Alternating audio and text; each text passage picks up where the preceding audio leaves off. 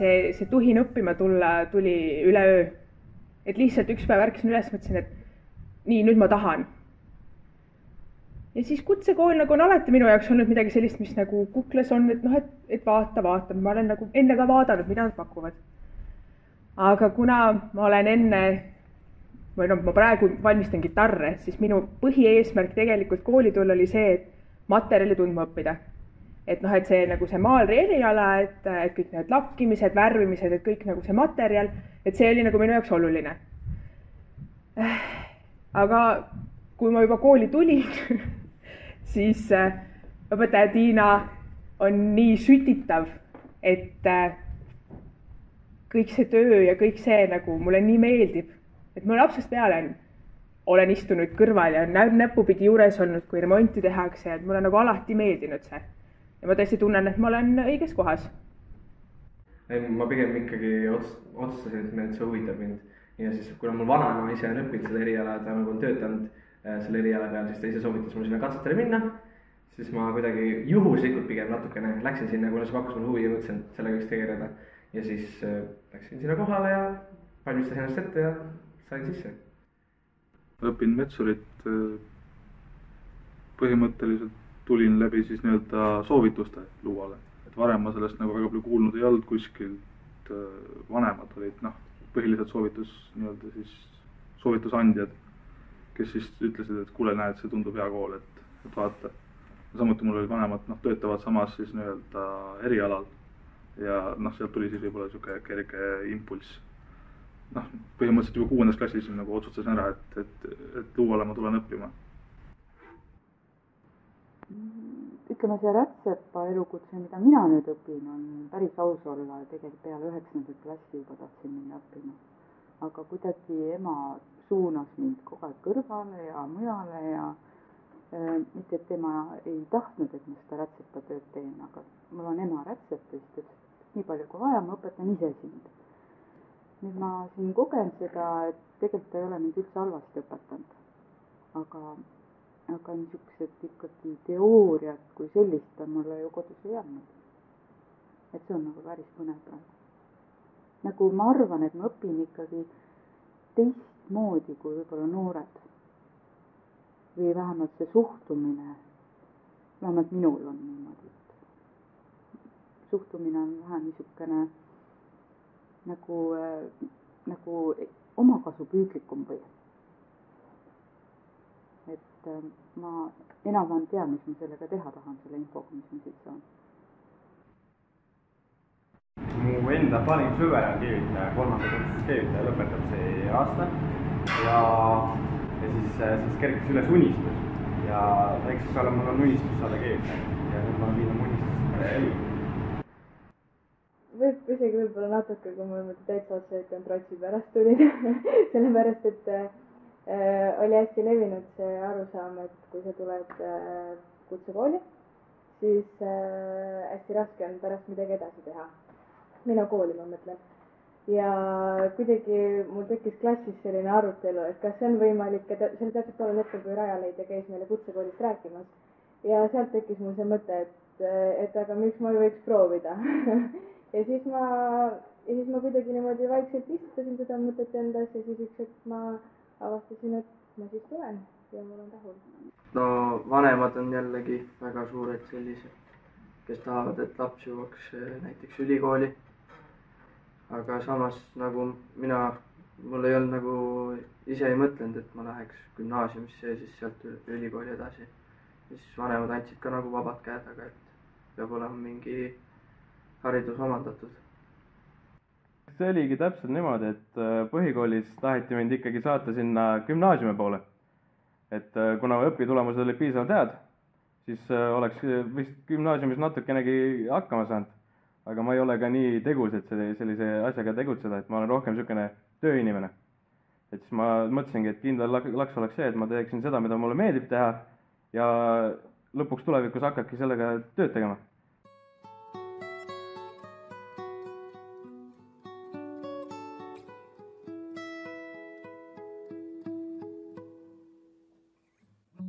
Kui sa tead varakult oma elus, mida sa soovid, siis soovitan kutsekooli. Kui sa ei tea hetkel veel, sest noh, 15-16-aastasel inimesel on tegelikult üsna raske otsustada, et mida ta elus tahab, sest see on üsna noor vanus.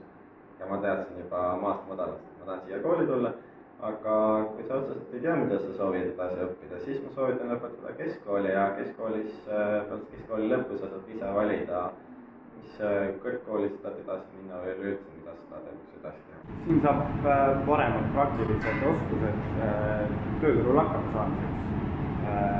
Kindlasti ka tundide sisu on palju erinev tavakoolist, põhikoolist. Minu töö spetsiifika on ju sääne, et nagu ma enne ütlesin, ma ei pea nagu pidevalt olema lava peal ja noh, teinekord ongi niimoodi, et käid seal mingit sutse tegemas, aga sinna sutsude vahele jääb ilmselt tühja maad. Heegeldamine, kudumine ja muud sellised tööd ei tekita eriti palju räpsu ka. Nad on isegi, ütleme mõningad asjad on päris mugav kaasas kanda, mis pisikest sükust heegeldamisele. No see on kindlasti hea, et õpetajad on nagu hinge kasa juures, et nad ei pane kätt juurde, vaid nagu me peame ise kõik lõpuni tegema ilusti, et niimoodi ei tee midagi ette ja pühenduvadki nagu ongi selline individuaalne nagu selline lähenemine. Ja selles mõttes, et õpetajate poolest oli jah sama tekst, et nagu nad on nagu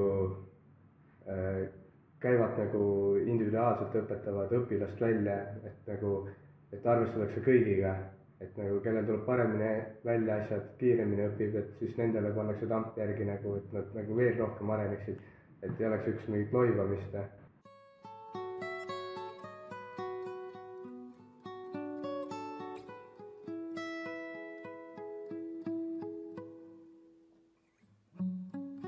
Ma õpin ise kelneriks ja kui me võime rääkida erinevatest teenindusviisidest, aga kui mul ei ole kogemust, siis ma ei suuda seda samastada, seega minule endale kutsekooli koha pealt just meeldib see praktiline pool.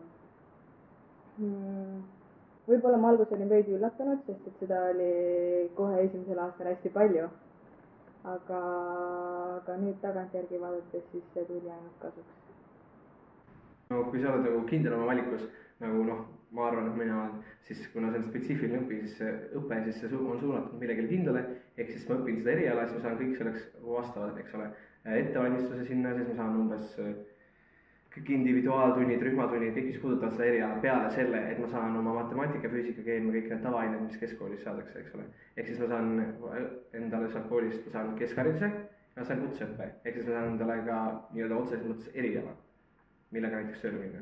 No valikuid on nagu sellest mitte, et ma võin, kui ma tahan muusikaõpetajaks saada, siis ma võin muusikaõpetajaks saada, kui ma tahan solfedžioõpetajaks saada, siis see on võimalus olemas, ma võin saada dirigentiks, koormeistriks, igasuguseks muusikaliseks juhendajaks, näiteks Vanemuises on niisugune töökoht näiteks nagu kõik need kunstilised juhid ja muusikaprogrammide juhid ja niisugused inimesed, et need on need võimalikud töökohad, kuhu selle pealt saab minna. Ise arvan, et minu saab ikkagi dirigent. Kutseõpe on väga hämmastav asi. Ma ei olekski uskunud seda, et kui saad teooriat ja praktikat nagu samaaegselt ühendada, et see on päris mõnus selles mõttes, et sa saad nii töökogemust ja sa saad samas teooriat. Kuigi nagu põhikoolis sellist asja väga ei olnud. Kui ainult eraldi töötoad, näiteks tööõpetustund või kehalised kasvusvahelid jooksid põhimõtteliselt. Mina ütleks, et kunstikoolid on väärt tulla ja ta ongi just kõige parem selle suhtes, et ta annab teooriad ja praktikat ja töökogemust.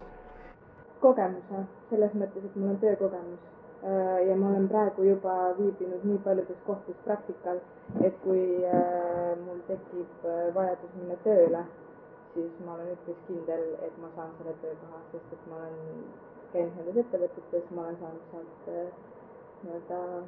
ma olen seal teinud head tööd ja ma usun, et mul ei ole probleemi töö leidmisega. Ma arvan, et kui sa vaatad nagu oma paralleelid, nii-öelda, kui sul jäid gümnaasiumisse need vanad klassid, ma usun, et sul on sellega ka võrreldes eelis, et sa tead, mis on töökultuur kui selline. jah, kuidagi üldse sa oled natuke rohkem minu meelest nagu kahe jalaga maa peal, sa pead reaalselt mingit asja tegema. Gümnaasiumis on nagu, mul on hästi palju tuttavad on gümnaasiumites ja ma just nagu näen seda, et nendel ei ole võib-olla nagu päris täpselt pilti, kuidas mingi töö käib või kuidas nagu reaalselt peab minema tööle. Meie kursusel on ainult väga vinged naised. Juba nagu see kollektiiv juba täiesti ise inspireerib. Ja muidugi õpetajad on ka täiesti selles mõttes oma ala profid ja minust juba see õhkkond lihtsalt on seal nii inspireeriv ja põnev ja äge.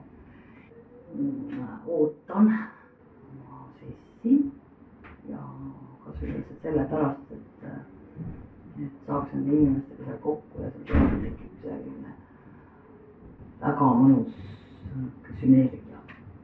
Nad on hästi toetavad mu kaasõpilased ja see on üldse vahva, hästi vahva kogemus.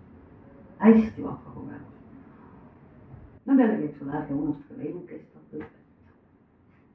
Kas ma olin 3 nädalat koolis ära käinud ja siis ma käisin metsas niimoodi ringi vaatasin, see on see puulik, mida varem ei teadnudki. Käid metsas, vaatad, räägid sõpradele ja sugulastele, et vaata, see on see puulik, õppisin luual, et tule õppi ka, et äge. Kunagi pole liiga hilja siia tulla. Siin vanusepiirangut minu teada ei ole pandud. Sa võid alati siia tulla ja õppida. Keegi ei ole keelanud. Seda ma olen ka ütlenud rekkajuhile, kes meil tuttav on. Et keegi ei ole keelanud sul õppima minna, aga ta on liiga laisk. Kui sa tead kindlalt, et sa tahad seda eriala, siis kindlasti. Selles mõttes, et kui sa umbes päris täpselt ei tea, siis lihtsalt niisama kutseõppeasutusse minna õppima lihtsalt mingit eriala, ma ei tea, see on su enda valik muidugi, aga kui sa tead, et sa tahad sellega tegeleda või see sind huvitab, siis kindlasti. Ma olen ka tegelikult gümnaasiumi lõpetanud ja siis siia tulnud ja ma arvan, et tegelikult mõlematel on omad plussid ja miinused, kuigi kutsekoolis saab nii kutse ja gümnaasiumihariduse, ma arvan, et see on kaalub rohkem üle. Ma ju tegelikult siia tulles oskan õmmelda, aga mitte keegi ei võta mind tulevikus tööle ema kirjutatud paberiga. Absoluutselt soovitan. Kes iganes mõtleb, ma ei ole kindel, ma tahaksin midagi sellist teha. Tulge, vaadake, õppige, reaalselt olge koha peal, olge asjad sellest.